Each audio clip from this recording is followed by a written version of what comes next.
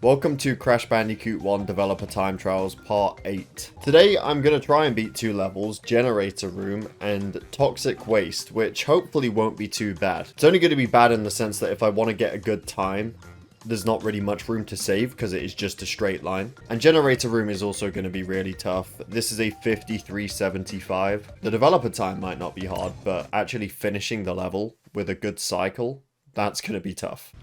Because everything in this level is a hazard. The whole level is just jumping. So it's really going to be about cutting as many corners as you can, getting every cycle on the platforms. And some pretty tough jumps as well. I know, like, the one down here. I know there's a shortcut you can do there.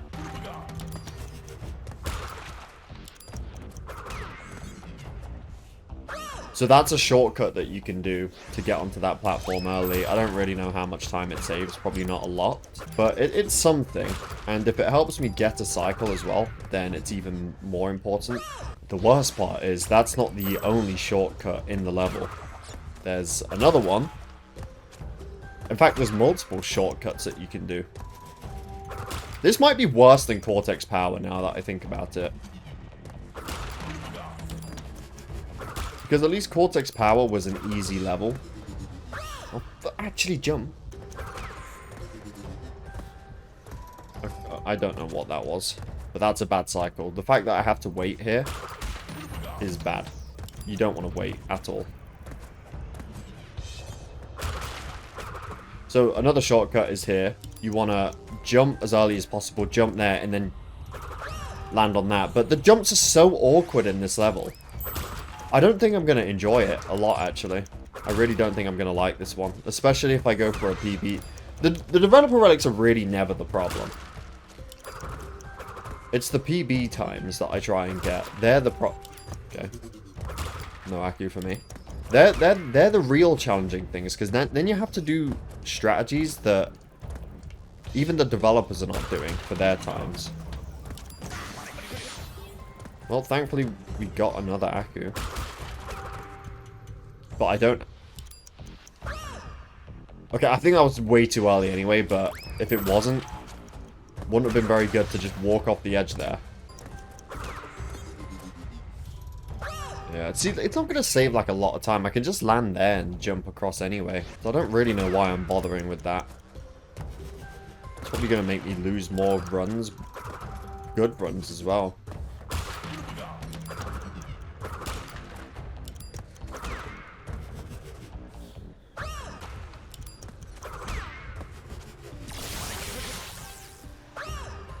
So you can get electrocuted off screen. Cool. Good to know. I was trying to maybe like hold forward a bit more to make it, because I don't seem to be making that jump. But no, you get electrocuted. Brilliant. Yeah, I think I know. I think I'm getting a setup for this bit now. I know what to do. So watch this. I'm going to teach you all how to do that jump. See, it actually matters where you are standing on the platform. So what we're going to do is we're going to run all the way back here. So now we're on the very edge of the platform. So we're going to go left and then go forward.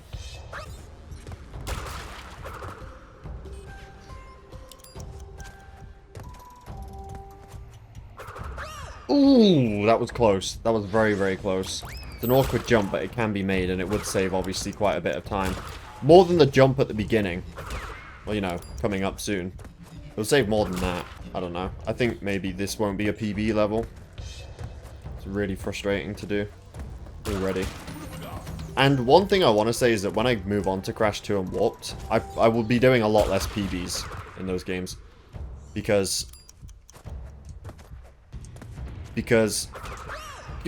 I prefer the simple movement more in Crash 1.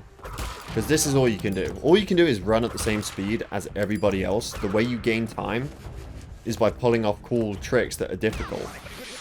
I've always liked that over movement-based things like sliding and slide jumping and speed shoes, especially in Crash 2. I've always said that the Crash 2 levels always felt like they just don't line up well with speed shoes, and they don't.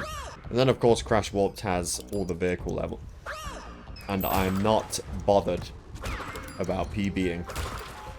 fucking vehicle levels, jet ski levels. I'm good when it comes to PBing those. I will be happy to just get developer most of the time, and I think it'll be difficult enough for me.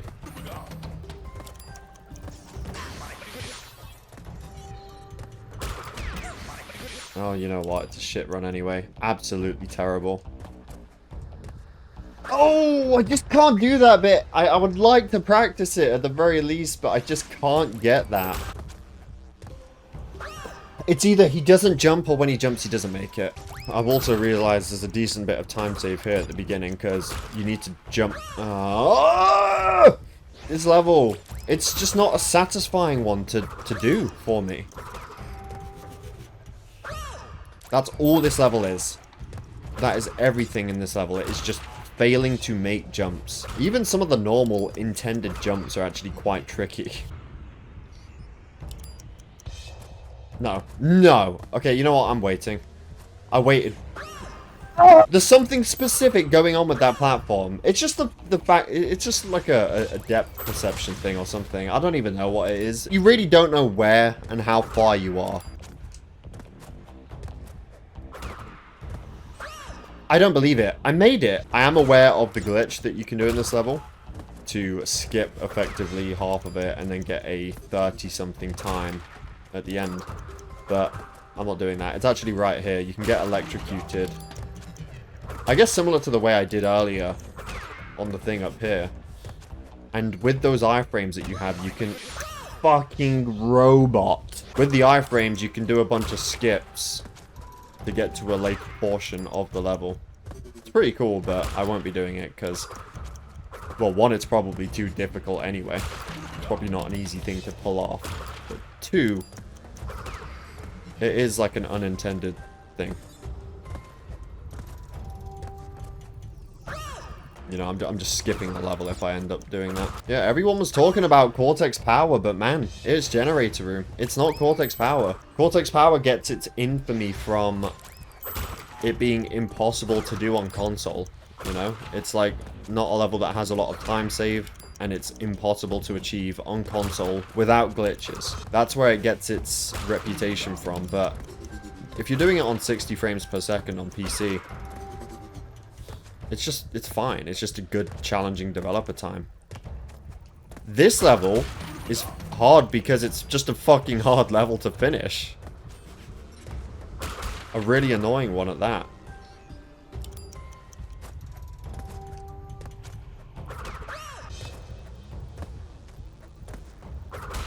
Okay, bye-bye 2 seconds. Didn't need you anyway. In 3 seconds now, cool. Just jump! The worst part is the rest of the level that I haven't even been able to see yet is even worse than the first part. You've got, first of all, the TNT in the middle of the crates on the lone platform. I know I can have an Aku, but still, it's just an annoying platform to jump to and from. And you also have this hot pipe jump. If you've watched my, what was it, heavy machinery video, it's similar to that, and actually it kind of requires an Aku as well. It's weird because if you spin on it, you don't take damage despite it definitely being a hazard. But it doesn't really matter because I can't get there.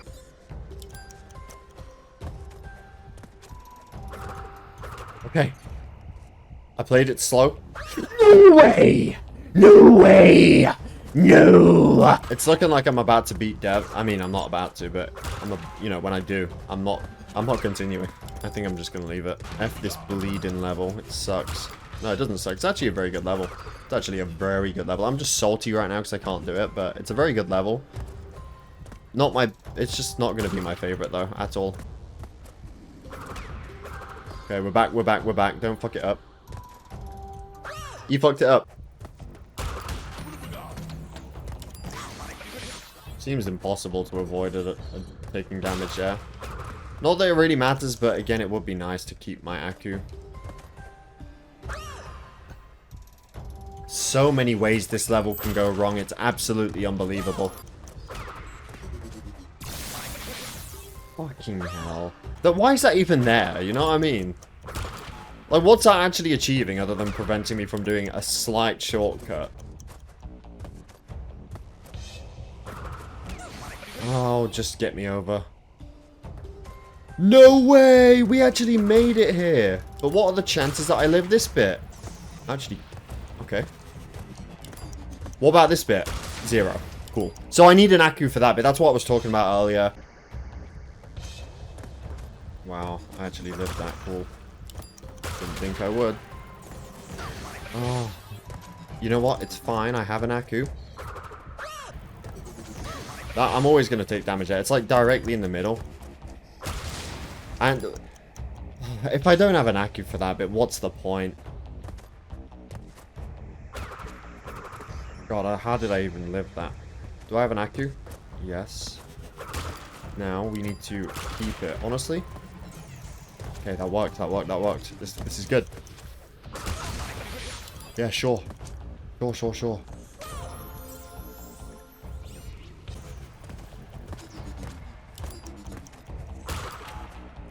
I didn't even need it. The Aku, I mean. I need it for that more than anything. Yeah, there's a shortcut you can do here where you can land on that without taking damage. Yes, you can have an Aku, obviously, if you don't lose it before that point. But you can land on it without taking damage. Many people have done it in their runs. Tooney tried doing it in his run. Can't remember if he was successful or not at it. But yeah, it's faster to do it that way as well, because obviously when you get hit with Aku, you take a bunch of damage and it bounces you in the air for a bit.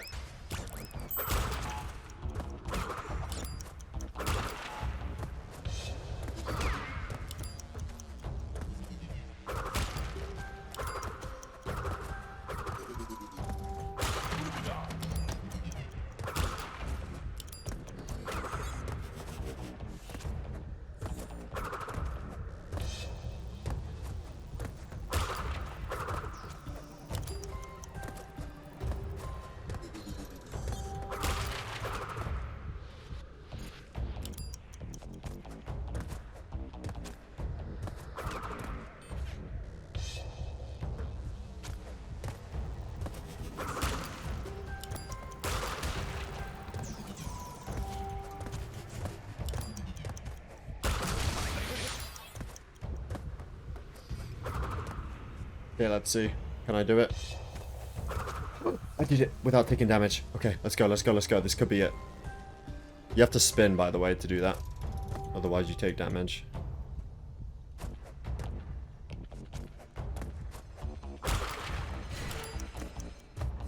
That was it. Developer time 52:30. No, sorry, my time was 52:30. Developer time is 53:75. What a fucking nuisance that level was. Like, seriously. I think I said it was fun as well. That was the thing back in my platinum video. And I still had a good time getting the platinum, but when it comes to going for developer, trying to make different shortcuts and stuff that you don't have to do when going for platinum, it just means you're going to die over and over and over again trying to cut corners. That's it. So maybe I'll leave generator room for a PB that I can come back to after the series is over. And even then, I'd rather go back and do other levels instead, but we'll see. The Toxic Waste developer time is actually very close to what I just got in Generator Room. It's a 52:31. Let's see what we can save. I might actually be able to get a sub 50 here. It's probably possible in Generator Room too, but again, I don't really feel like doing it here. But here though, it's like a straight line, so maybe it'll be more fun.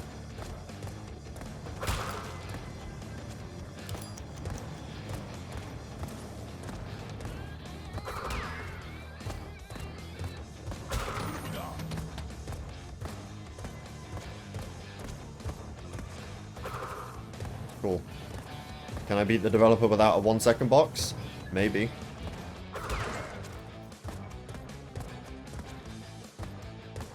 I guess the Akus are going to be useful for the barrels, the bouncing ones.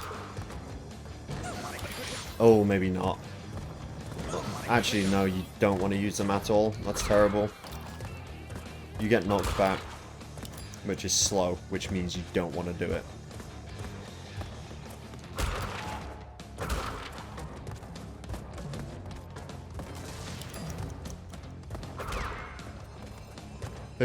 I beat the developer without a crate. That was my first run. Well, I'm definitely going to try and PB that because that was so bad. I can 100% get a sub 50 on it. If only I was satisfied with just having developer times, this would have been a pretty quick... Well, it wouldn't have been a quick video because generator room took 1,000 years. Yeah, I think what I would have to do is get all the crates plus not take any damage. So restart. Because that, you waste too much time doing that. We don't have a whole lot of time to save in this level. It is a straight line after all. So yeah, not taking damage, not drowning in slime and toxic would be helpful.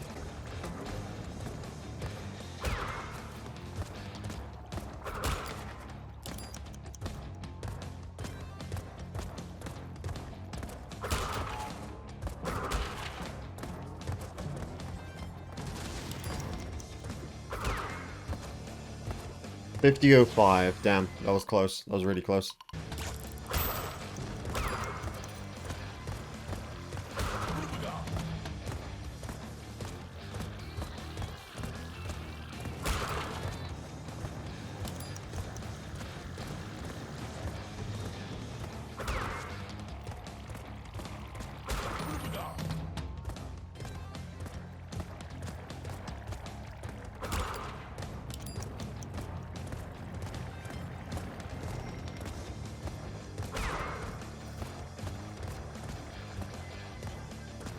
How am I not falling off the edge?